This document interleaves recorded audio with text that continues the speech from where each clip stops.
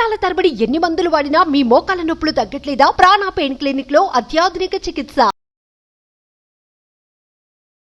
Welcome to Suman TV. నేను మీ Suman TV Nag.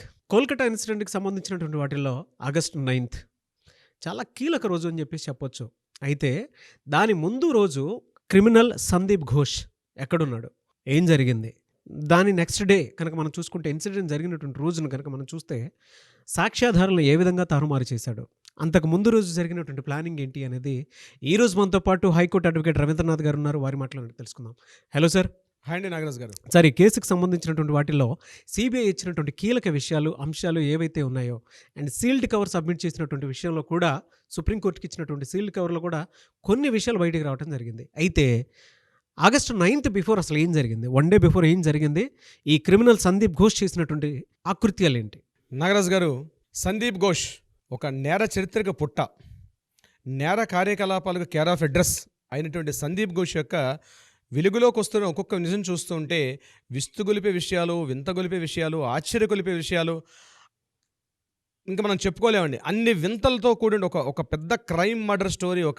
మీరు చెప్పాలంటే ఒక అద్భుతండి, ఒక వరస్ట్ అనాలో బెస్ట్ అనాలో ఏమిటో తెలియదు. సందీప్ ఘోష్ యొక్క విషయాలు వెలుగులోకి వస్తున్నాయి.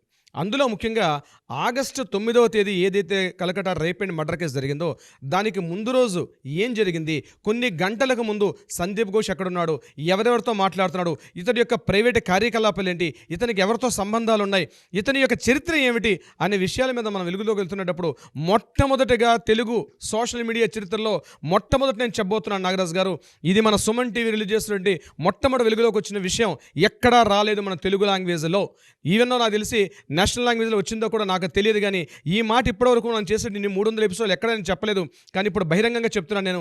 ఫస్ట్ టైం సందీప్ ఘోష్ ఏం చేశాడు ఆగస్టు 8వ తేదీ నాడు అని, ఎక్కడున్నాడు, అతని యొక్క చరిత్ర ఏమిటంది పూర్తిగా మనకి వెలుగులోకి వచ్చిన వెంటనే జస్ట్ రిలీజ్ అయింది. ఆ విషయాన్ని మీతో పంచుకునే ప్రయత్నం చేస్తున్నాను నాగరాజు గారు. దీనికి సంబంధించిన విషయం ఏమిటంటే, ఆగస్టు 8వ తేదీ ఇతని యొక్క కాల్ డేటాని మొత్తం తీసుకోవడం జరిగింది. ముఖ్యంగా అతని టోటల్ సాక్ష్యాధారాలన్నీ కూడా పూర్తిగా రూపుమాపేశారు. ఆగస్టు 9న జరిగింది. 14వ తారీఖు నాడు సిబిఐ వాళ్ళు ఇంట్రాగేషన్ స్టార్ట్ చేశారు. ఈలోగా ఎంతవరకు డ్యామేజ్ జరగాలో అంత డ్యామేజ్ జరిగిపోయింది. కానీ కేంద్ర దర్యాప్తు బృందమైనటువంటి సిబిఐ ఆఫీసర్స్ వెలుగులోకి వచ్చిన తర్వాత ఒక్కొక్క ఇతని మీద ఫస్ట్ జరిగింది ఏమిటి, ఇతని యొక్క ఆర్థిక అవకతవకలకు సంబంధించి సిబిఐ వాళ్ళు ఫస్ట్ జాయిన్ అయితే, ఇతను వెలుగులోకి వచ్చిన విషయాలు ఒకటి వెలుగులోకి వస్తున్నారు. కానీ ఏమీ సాక్ష్యాధారాలు పూర్తిగా మాఫీ చేస్తాం, ఎక్కడ సాక్ష్యాధారాలు లేకుండా నేను ధైర్యంగా ఒక క్రిమినల్ చర్యకు పాల్పడతానని ఎవరైనా ఒక దుశ్చర్యకు పాల్పడితే సందీప్ ఘోష్ యొక్క జీవిత చరిత్ర ఒక నిదర్శనం. నేరస్తుడైనవాడు ఎప్పుడు తప్పించుకునే అవకాశం లేదు. ఏదో ఒక నాడు ఏదో ఒక రకంగా బయటపడే అవకాశం ఉంటుంది. దానికి ప్రత్యక్ష ఉదాహరణ, దానికి సజీవ ఉదాహరణ సందీప్ ఘోష్ యొక్క చరిత్ర. మీతో నేను వివరించబోయే విషయం ఏంటంటే, సందీప్ ఘోష్కి కేవలం ఆర్జికర్ మెడికల్ కాలేజ్ ఒక్కటే హాస్పిటల్ కాదు, ఇతను ఒక ప్రైవేట్ క్లినిక్ కూడా నడుపుతున్నాడు, ఇతను ఒక ప్రైవేట్ వింగ్ కూడా నడుపుతున్నాడు, ఒక ప్రైవేట్ హాస్పిటల్. ముఖ్యంగా ఇతనికి వేరే అడ్డా ఉంది. ఆ అడ్డాలో ఇతను పూర్తిగా చాలా యాక్టివిటీస్ చాలా చేస్తున్నాడు. దీనికి సంబంధించిన వివరాలు నేను మీకు డీటెయిల్స్తో చెప్తాను. ఇతను కలకటాకు దగ్గరగా, అంటే ఆర్జికర్ మెడికల్ కాలేజీకి దగ్గరగా ఉన్నటువంటి, అంటే ఈ విషయాలు ఎలా వెలుగులోకి వచ్చాయని ముందుగా మీరు డౌట్ రైజ్ చేయొచ్చు. ఆ డౌట్ ఏంటంటే, సెల్ ఫోన్ ద్వారా ఇతను ఆయా ముందు రోజు ఎవరెవరితో మాట్లాడుతున్నాడు, ఇతను ఏ ప్రాంతాల్లో తిరుగుతున్నాడు, ఆ పూర్తిగా సెల్ టవర్స్ నుంచి వచ్చిన సిగ్నల్స్ ఆధారంగా ఇతను ఏ ప్రాంతాల్లో ఉన్నాడని పూర్తిగా సిబిఐ వాళ్ళు ట్రాయ్తో సంప్రదించి, అంటే ట్రాయ్ అంటే టెలికాం డిపార్ట్మెంట్ వాళ్ళతో సంప్రదించి ఆ మొత్తం విషయాలు వెలుగులో తీసుకొచ్చారు. ఏ టవర్ దగ్గర ఉన్నాడు, ఏ టవర్తో ఎంతసేపు మాట్లాడిన విషయాన్ని మొట్టమొదటిగా వెలుగులోకి తీసుకొచ్చారు. అది మనం తెలుసుకునే విషయాన్ని మన వ్యూయర్స్కి నేను షేర్ చేసుకుంటాను నాగరాజు గారు. డెఫినెట్గా అండి, డెఫినెట్గా. ఇతను కలకటాకు దగ్గరగా ఉండి బురాయిపూర్, కలకటాగా దగ్గరగా టౌన్లోని దగ్గరగా ఉన్నట్టు బురాయిపూర్ అనే ప్రాంతంలో ఒక ఏరియాలో ఒక ప్రైవేట్ క్లినిక్లో ఇతను ఉన్నాడు. ప్రైవేట్ క్లినిక్ ఒకటే కాదు, అక్కడ నమితా సెబాటియన్ అన్నటువంటి ఒక ఛాంబర్స్ని అంటే ఏంటి, ఒక కార్పొరేట్ ఆఫీసు కొన్ని క్యాబిన్స్ ఒక్కొక్కరికి డిస్ట్రిబ్యూట్ చేస్తారు. నమితా సెబాటియన్ అనేది ఒక హాస్పిటల్. ఈ హాస్పిటల్ ఏంటంటే number of group of doctors అందరినీ గ్యాదర్ చేసి ఒక్కొక్కరికి ఒక ఛాంబర్స్ని రెంట్కి ఇస్తారు. ఒక టైమింగ్స్ ప్రకారం వీళ్ళు ఉంటారు. దిస్ ఇస్ ద నమితా సెబాటియన్ అనేటువంటి ఒక హాస్పిటల్. ఆ నమితా సెబాటియన్ హాస్పిటల్లో కూడా మేజర్ షోర్ హోల్డర్ ఎవరంటే మేజర్ షేర్ హోల్డర్ ఎవరంటే మన సందీప్ ఘోష్ గారు. సందీప్ ఘోష్ గారు ముందు రోజు రాత్రి ఏదైతే సంఘటన జరిగిందో ఆ అమ్మాయి డ్యూటీలో ఉందో 36 గంటల పాటు డ్యూటీ వేసేసి ఈవినింగ్ సాయంత్రం 5:30 తర్వాత ఇతను ఆ ప్రాంతానికి విజిట్ చేయడం జరిగింది. బురాయిపూర్ అనే ప్రాంతంలో నమితా సబాటి అనే హాస్పిటల్ ఇతను ఉన్నాడు. దీనికి రుజువేంటి, దీనికి నిదర్శనం మన వ్యూవర్స్తో పాటు మన క్లిప్పింగ్ కూడా పక్కన పెడుతున్నాం. ముందు రోజు రాత్రి 8:30-9 ఆ ప్రాంతంలో ఇతను అక్కడ ఒక పేషెంట్కి అతను ప్రిస్క్రిప్షన్ కూడా రాశాడు. ఆ ప్రిస్క్రిప్షన్లో అక్కడ ఏం పిలుస్తున్నారంటే సందీప్ ఘోష్ కాకుండా ఎస్ ఘోష్ అనే పేరుతోటి ఇతను ఒక ప్రిస్క్రిప్షన్ కూడా రాశాడు. పైన నమితా సబాటి అని చెప్పి ఒక ప్రిస్క్రిప్షన్ పేడలో orthopaedic surgeon, MS orthopaedic surgeon అని చెప్పి ఇతను రాసుకున్న ప్రిస్క్రిప్షన్ పేడ కూడా మనకు దొరికింది. దాన్ని కూడా మనం ఇప్పుడు దీంతో పాటు మనం చూపిద్దాం నాగరాజు గారు. డెఫినెట్గా ఆ ప్రిస్క్రిప్షన్ కూడా ఉంటుంది. దాంట్లో క్లియర్గా ఎస్ ఘోష్ ఉంటుంది, ఆ నమితా సబాటి అని తనకు సంబంధించి ఉంటుంది. అయితే ఇక్కడ ప్రిస్క్రిప్షన్ కనిపించడం వల్ల గొప్ప విషయం కాదు. ఎందుకు మనం దీని గురించి ఇంతగా మాట్లాడుతున్నాం అంటే రిజిస్టర్డ్ నెంబర్ ఉంటుంది. రిజిస్టర్డ్ నెంబర్ కంపల్సరీ ఏంటంటే as per the Indian medical association rules ప్రకారం, అంటే సెక్షన్ 1/4/1 ప్రకారం నేషనల్ మెడికల్ కౌన్సిల్ యొక్క యాక్ట్ ఉంది. ఆ యాక్ట్లో 1/4/1 అందులో 2002 యాక్ట్ వచ్చింది. దాని రూల్ ప్రకారం ఏంటంటే ఎనీ మెడికల్ ప్రాక్టీషనర్ తన రాస్తున్న ప్రిస్క్రిప్షన్ పేడ మీద కంపల్సరీ తన రిజిస్టర్డ్ నెంబర్ ఖచ్చితంగా రాయాలి. ఎవరైనా అట్లా రిజిస్టర్డ్ నెంబర్ వేయకుండా ప్రిస్క్రిప్షన్ రాస్తే ఆయనకి ఏంటంటే ఆయన మీద మనం చట్టపరమైన చర్యలు తీసుకునే అవకాశం ఉంటుంది. కానీ ఇన్ని సంవత్సరాల అనుభవం ఉన్నటువంటి సందీప్ ఘోష్ కూడా ఆ ప్రిస్క్రిప్షన్ పేడ మీద తన రిజిస్టర్డ్ నెంబర్ లేకుండా ఒక ప్రిస్క్రిప్షన్ రాయడం జరిగింది. విత్ స్టాంపింగ్ ఉంటుంది. పక్కన మనం ప్లే అవుతుంది చూడండి, దీనిపైన స్టాంపింగ్ ఉంటుంది, ఎస్ ఘోష్ అని ఉంటుంది, క్లియర్గా డీటెయిల్స్ అన్నీ కూడా ఉంటుంది. మరి ఎస్ ఘోష్ అంటే ఈ సందీప్ ఘోషా కాదా అని మన ఆడియన్స్కి మళ్ళీ డౌట్ వచ్చే అవకాశం ఉంటుంది. అయితే ఈ నమితా సబాటి అనే వాళ్ళు ఎవ్రీ వీక్ కొన్ని పాంప్లెట్స్ పంచుతూ ఉంటారు. అలాగే పేపర్లో ఒక ప్రకటన కూడా వేస్తారు. అది బంగ్లా భాషలో ఉంటుంది. ముఖ్యంగా వాళ్ళు లోకల్లో వేస్తారు. ఈ నమితా సబాటి అని బురాయిపూర్లో ఏదైతే హాస్పిటల్ ఉందో పేషెంట్స్ కోసం చెప్పి పెద్ద ఒక యాడ్స్ కూడా వేస్తారు. ఆ యాడ్స్లో ఎవరెవరు డాక్టర్స్ ఈ ఛాంబర్లో ఉన్నారు, ఏ డాక్టర్స్ ఏ టైమింగ్స్లో వస్తారని చెప్పి వాళ్ళ క్లియర్ నేమ్తో సహా వేస్తారు. ఇప్పుడు మనం మాట్లాడుతున్న మన వీడియోలో పక్కనే ప్లే చేయించండి. అది కూడా ఆ పేపర్ కటింగ్ కూడా మన దగ్గర ఉంది. డెఫినెట్గా అండి, తప్పకుండా నేను మీరు చెప్పినటువంటి ప్రతి ఆధారాన్ని కూడా మన వ్యూవర్స్ కోసం డెఫినెట్గా చూపిస్తాను. ఎందుకు అనంటే మీరు ఇవాళ తెలుగు రాష్ట్రాల్లో ఈ కేసుకు సంబంధించినటువంటి వాటిల్లో క్రెడిబిలిటీ సంపాదించుకున్నారనటంలో ఏమాత్రం సందేహం లేదు సార్. ప్రతిదీ ఆధారం లేకుండా మాత్రం చూపించలేదు. ఈవెన్ మనం మామూలు జనరల్ డేటా చేసినా కూడా ఒక వీడియోకి సంబంధించింది ప్రతిదీ కలెక్ట్ చేసి మరీ చెప్తూ ఉంటారు కాబట్టి చెప్తున్నాను. And hats off to your intelligence also. అయితే ఇతను ఆ నమితా సబాటి అనే హాస్పిటల్ వాళ్ళు ఏం చేశారంటే ఒక పేపర్ ప్రకటన వేశారు. బెంగాల్ లాంగ్వేజ్లో అంటే బంగ్లా భాషలో వేశారు. అందులో ఎవరెవరు డాక్టర్స్ ఎప్పుడెప్పుడు వస్తారు, ఏ టైమింగ్స్లో వస్తారు, వాళ్ళ క్వాలిఫికేషన్స్, వాళ్ళ దేంట్లో స్పెషలైజేషన్ చేశారు అంటే పల్మనాలజీ, అంకాలజీ, న్యూరాలజిస్టా, లేకపోతే గ్యాస్ట్రోఎంట్రాలజిస్టా, లేకపోతే ఆర్థోపెడిక్, ఈ డీటెయిల్స్ అన్ని కూడా ఉంటుంది. ఇప్పుడు మనం రిలీజ్ చేసిన ఆ పేపర్ కటింగ్లో సందీప్ ఘోష్ యొక్క పూర్తి పేరు doctor Sandeep Ghosh, MBBS MS అని రాస్తూ పక్కన ఆర్థోపెడిక్ సర్జన్ వేస్తూ ఇతను ఆర్జికర్ మెడికల్ కాలేజీలో పనిచేస్తున్న డాక్టర్ అని కూడా అక్కడ మెన్షన్ చేసి ఉంది.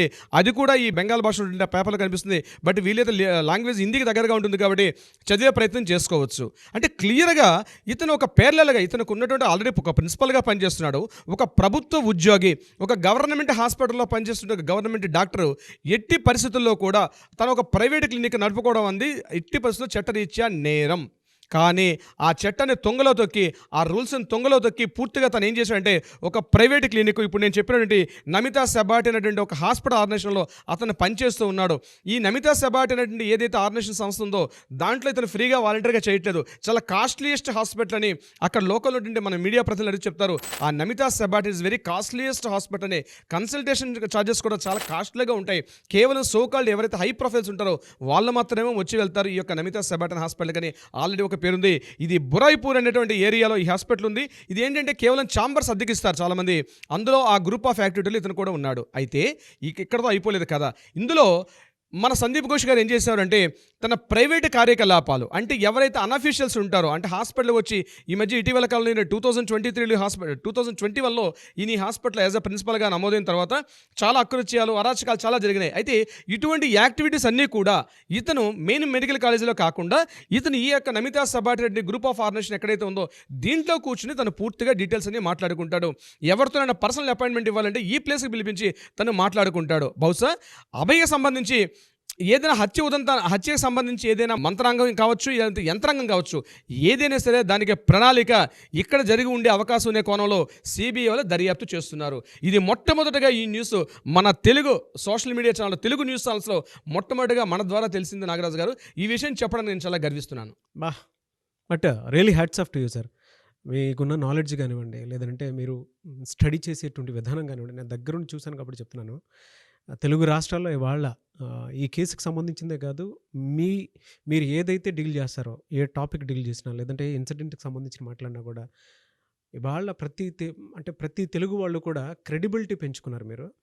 అండ్ యెస్, డెఫినెట్‌గా ఇది కరెక్ట్ అయ్యి ఉంటుంది అనుకునేటువంటి ఆలోచనని క్రియేట్ చేసేలాగా మీ సొంత మార్కుని మీరు క్రియేట్ చేసుకున్నారు. నాగరాజు గారు, ఈ విషయానికి సంబంధించి మిమ్మల్ని ప్రత్యేకంగా పేరున ధన్యవాదాలు తెలపాలి. మీకు ముఖ్యంగా ఈ క్రెడిబిలిటీ, నేను ఈ ఇష్యూ మీద మీకు వచ్చి మాట్లాడినంత క్రెడిబిలిటీ కాదండి. ఆల్రెడీ మీ మీద కొన్ని సంవత్సరాలుగా యాజ్ ఎ బిజినెస్ సీఈఓగా సుమన్ టీవీ యాజమాన్యంలో మీరు ఒక పార్ట్ ఆఫ్ యాజమాన్యం ఉంటూ ఇటువంటి సంఘటన కూడా ఒక సామాజిక స్పృహతో, ఒక సామాజిక ఇతివృత్తాన్ని మీరు తీసుకొని ఇన్ని వందల ఎపిసోడ్లు చేయాలంటే డెఫినెట్గా మిమ్మల్ని హ్యాట్స్ ఆఫ్ చెప్పాలి.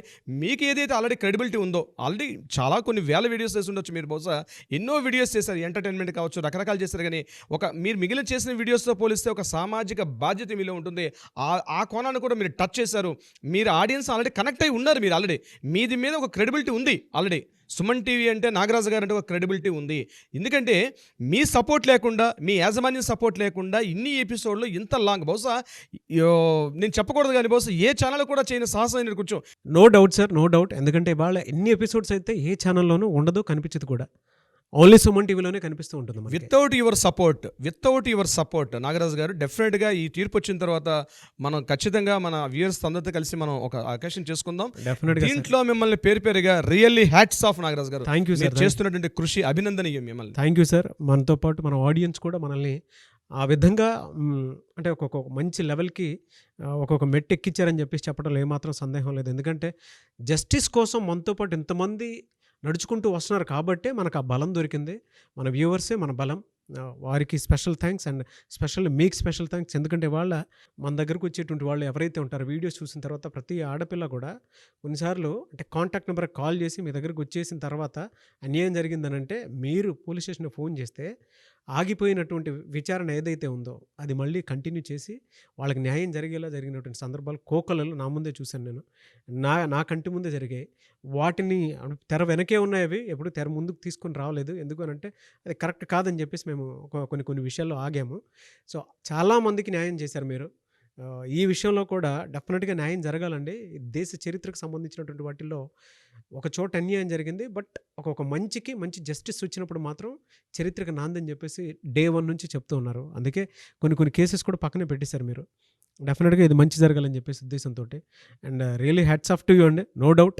Thank you sir. ఏదేమైనా సరే we want justice, we demand justice. Nagaraju గారికి, మీకు, మీ యాజమాన్యానికి, మీ టెక్నికల్ నాన్ టెక్నికల్ స్టాఫ్కి ఈ ఏర్పాటులాగా ప్రజలు కొన్ని వేల మంది చూస్తున్నారు, కొన్ని లక్షల మంది చూస్తున్నారంటే ఎంతోమంది కృషి దీని వెనకాల కొన్ని గంటల సమయం ఉంది. కాబట్టి ఖచ్చితంగా వారందరికీ పేరున అభినందనలు తెలుపుతున్నాను Nagaraju garu. Thank you sir. Thank you so much అండి. Thank you so much Nagaraju గారు.